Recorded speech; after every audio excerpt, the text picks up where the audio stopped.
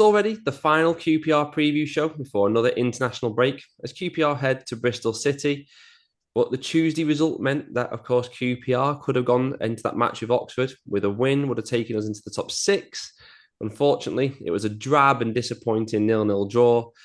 Dave, good luck trying to spend a few minutes talking about that game. Yeah, like I say, it was a missed opportunity, really, when it was just like nothing seemed to happen through the game. We just kind of waiting for a spark, or you thought maybe the subs had changed it, but it was just really lackluster. I thought it was similar at the weekend at Sheffield Wednesday. That was another game they probably should have been looking to win and didn't really ever get going in the game. Yeah, we had a little spell second half where we were on top and we had a few half chances, but I think ultimately.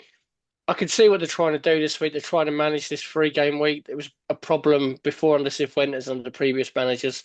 So they tried something different, tried to make a lot of changes to the middle game, and it didn't really work, did it, to be honest? I think it was probably a few changes too many, especially in midfield. But yeah, just really disappointing. And I suppose the only positive is they didn't lose. It's 5 unbeaten, so we would have took that after Coventry, wouldn't we? Yeah, definitely. I think it's just the order of the results make it feel a little bit more deflating. Mm. Kind of hoping it was going to be a bit like the match against Oxford last year, where at least in the second half we could take the 3 points. But unfortunately, second half was no better, was it? You mentioned the subs coming on, and kind of got like a bit of a 5 minute burst each time, but then it just faded away. And it's not often we have a match where there's just one shot on target between both sides. And I think all we can hope is that it's the dreariest match of the season out of the way. We know we didn't lose, but can't be many worse matches than that. It was awful. And it got tetchy, didn't it? Last 5 minutes was arguments, a few tackles flying about. And I think the QPR players were just clearly frustrated with how the game had gone. I just felt we didn't do enough either with our own set pieces. We had 9 corners to one, didn't really do anything with them. So frustrating on every level, never really like scoring. And we've spent the last few shows talking about our exciting, renewed attacking threat, but it's kind of evaporated in these last 2 games, hasn't it? Yeah, and I just didn't think he got the balance of it right with the team tonight. You had the front two, but it kind of we lost the pace of Burrell with Frey playing. I thought Frey did okay, but there was no real link between the midfield and the forwards. Field and Hayden were playing too deep. I don't think either of them done much wrong. They were okay. The wide players didn't really create a lot. I thought Dembele was quite frustrating again. He'd beat a man, do something good, and then nothing would come of it. He would just give the ball away or would go backwards again. They were both him and Val. I thought were quite frustrating. I didn't think Val had his best game, and I didn't think it helped. For some reason, they seemed to be coming inside a lot. I assume that was a tactic for the game, and the fullback were providing the width. But a lot of the time, we had Kone out wide, and you think you want him in the middle, not putting the crosses in. It's just a really, so it was just a bit of a frustrating night. I thought Oxford defended well. They had a game plan similar to Sheffield Wednesday at the weekend. They tried to nullify us, and teams will do that now. They've seen us win a few games. They're going to come up with a plan to stop us, and we've now got to try and find a way to get past that. Yeah, Kone, you're right to point him out. He spent a lot of the game over on the right hand side in the first half, and then he just trying to cut inside. Or Vale and Dembele, they swapped sides trying to see if anything could work, and it just didn't make any difference at all. And yeah, it's just we haven't really tested the opposition goalkeepers in either of the games this week. And I know we changed the tactics to go more direct, obviously after the Coventry defeat, but feels like we're now going maybe too far with too many lofted balls. And you watch Richard Kone throughout the game, he was flailing his arms around a lot. He was getting a bit frustrated. The game was kind of bypassing him. I think he went out wide to try and get involved, get the ball. Yeah. And he was, yeah, a frustrated figure, like everyone in the crowd was. There was an example, Nicholas Madsen, he won a tackle around the 70th minute, and his first instinct was to then just try a long ball straight over for Burrell. And rather than us maybe just doing a simple pass, keeping the ball, maybe getting Saito on it in a dangerous area, nothing was clicking. Nothing that we tried was coming off. But it's just a shame because we were, like I say, all excited about our attacking threat. A lot of the predictions, I was looking at the comments from the last show, and people were predicting we were going to score 3, 4 goals in these last few games. And I think some of that optimism is going to evaporate. Only one goal these 2 games, and it was a penalty. So clearly need to be a bit more clever, I think, about how we go about things, maybe become a bit predictable, and maybe teams are becoming a bit wiser. They know what the games like these days with video analysis, they'll all be aware of what we're gonna do. Like you say though at the start, at least we didn't lose. We've got still 5 games unbeaten. It's another clean sheet. So let's try and find those positives. But he's kind of said it before, it's a missed opportunity on the night against Oxford. But this week as a whole, does it feel like a missed opportunity? It's not often QPR get the chance to get into the top six, is it? Yeah, I mean it was two winnable games. You think we've probably done the hard bit, beating the the teams in the last few games. You know, Charlton have been on a good run and we beat them, and Stoke have been good, and then we dropped points against these two. But you know, we've been watching QPR long enough to know that's what we do. You know, we'll probably go and win the next five or something. It's we're an odd team, but you know we could have got in the playoffs with a win tonight, and that would have been a hell of a start to the season. Still think it's been a decent start, a good recovery since the Coventry game. Um, but yeah, I don't. I thought Oxford were quite poor. They were well organised, but you know, I don't think you're going to play many sides as poor as them at home, and you really need to be putting them away and beating them. But we didn't do enough. We didn't deserve to beat them, really.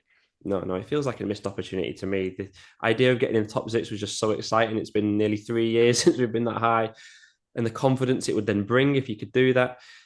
You look back at the YouTube comments I just mentioned them, but the positivity was really going. I appreciate everyone who does comment, and I could feel it from all of you that you wanted us to keep it going, and it was the hope. But it just feels sometimes, doesn't it? It's like it's in the DNA of QPR that once we do get to that point, we inevitably let ourselves down. And I agree with you, Oxford, they were clearly a really limited side. I mean, there's no sugarcoating it. It's 2 points dropped. And they didn't even really create much against a below par QPR side. So you kind of worry for them, even though they seemed pretty happy with the point. And it's another match again, now the ninth game in a row where we've had more possession and not taken 3 points. Let's just try and hope we can get a better result against Bristol City. Like I say, last match before an international break. I don't know how they come around so quickly. And it's that odd matchup that we come to every season where the home side literally never seems to win. In the last 11 meetings, no home wins. 2-1-1 draws last season. We go back to 2016 for the last time QPR won a league match at home to Bristol City. But this is at Ashton Gate, and we've got a much better record there, not lost since August 2019. 5 unbeaten trips since then with 4 wins. And they had some impressive early results. They beat Hull and Sheffield Wednesday, followed that up with a 3-1 defeat at Oxford, draw at Preston, albeit they probably should have won. Decent point against Ipswich in midweek. They're not going to want to make it 4 games without a win heading into this break, are they? No, you know, you always want to go into a national break on a win, didn't you? And you know, they've had a decent start. They're in and around the playoffs, but the league's so tight. You know, you lose one game and you're going to drop down 5 or 6 places. But you know, we've got a good record at Bristol City, but they are a good side. They've got some good players. Be interesting to see against them because they usually play with like a back three quite often, so it'll be a kind of different sort of problem for us to play against. So it'll be interesting to see what the manager does this weekend. But you know, again, Bristol City are a good side. I'd probably rather play them than play Oxford, to be honest, because I think Bristol City will have more of the ball. I think we'll be able to play on the break a bit against them, and I think we might have a better chance of winning that one than we did tonight. Yeah, yeah, you're right as well. 3-5-2 they play, and we did struggle a little bit, I thought, against Sheffield Wednesday, who play that same shape. So you wonder whether Julian Stefan will make some adaptation to that. They've been playing okay. I know it's 3 games without a win, but the fourth for shots per game, fifth for XG. They've only conceded 6 goals in 8 games, so plenty of positives for them. And of course, they made the playoffs last season. Liam Manning, he's probably wondering why he left now, isn't he? Looking at where Norwich are down in the bottom 6. Gerhard Struber took over. He was at Barnsley 5 years ago. Like you said, the fifth as it stands. Do you think the playoffs has to be the aim for them, especially given the fact that the league does look pretty wide open in these early stages? Oh yeah, I think so. Given like they made the playoffs last year, I think they'll be looking to do that again this year. They're one of those sides that are normally around there, aren't they? They're usually in the top half and pushing for it. They had a really good finish to last season, didn't they, to get in, and then they were pretty poor when it come to the playoffs. But I think that will probably be the aim from this year. And you know, there's probably it's quite open. Like you just said, open the league this year. There's probably about 10, 12 teams that think they could make the playoffs this year. It's very open, and they're definitely one of them. They've got a chance. Yeah, every match round there's 6, 7, 8 draws, so it's just there's no spread at all. You like you just said, you win a game, you could go up probably 5, 6, 7 places. Lose, you're going to be looking over your shoulder straight away. Hopefully, both QPR and Bristol City can avoid that fate. Struber was an interesting appointment though because he kind of gone off everyone's radar because he did a good job Yeah. at Barnsley. Then he saved them with a late surge in that COVID season, but because he's been abroad for a few years, everyone kind of forgot he even existed, and he's just come back in. But he's made a decent enough start. But like I said, he will not want to be going 4 games without a win. Up front for them, we've got to mention him, Sinclair Armstrong. He's out of favour. Every league appearance has been off the bench. He's got no league goal since last November. Alarm bells ringing, Dave. Yeah, when he left us, I think we said you wouldn't be surprised if in 2 years he was playing for a Champions League club or if he was playing in the National League. He's one who could have gone either way, and unfortunately for him, it's not really worked out, as it. He's got so much pace and strength, but he's never really had the kind of finesse to finish it off and to get those goals. I mean, Saturday will probably score now, so I've said that on Saturday, but I think it's a shame. I really liked him when he was with us, and he's still young, he's still got potential, but it doesn't seem to have worked out for him. And I think he's probably best trying to get a move to League One or League Two, where he'll play regular football. And I think he'd cause a lot of damage down there. Yeah, he does. He needs to go somewhere, I think, to score goals, doesn't he? He's still in his career never scored enough goals. Once he does that, he maybe then can go up the next level, but probably weighs on his shoulder that he doesn't score enough. And there's no doubt, though, he's going to be extra motivated to try and resurrect his career in this game. And no better way he can do it if he could score against his former club, but hopefully he doesn't. In terms of this matchup, we should say that they've had an extra day off. They played on Tuesday. They're obviously at home. We've got to travel away. We finished late Wednesday. So definitely less time for QPR to analyse and prepare and recover. And it's worth noting the match looks like it's going to be played in heavy rain and maybe 40, 50-mile-an-hour winds are due on Saturday. So whether that plays into our hands, now we're a bit more physical and direct, we shall see. For QPR, last 2 weeks, we've not actually had much to talk about on these shows because it was kind of inevitable. Julian and Stefan would name the same team. Not the case here with the 3 games in 8 days. 5 changes in midweek. Likely to see probably just as many here.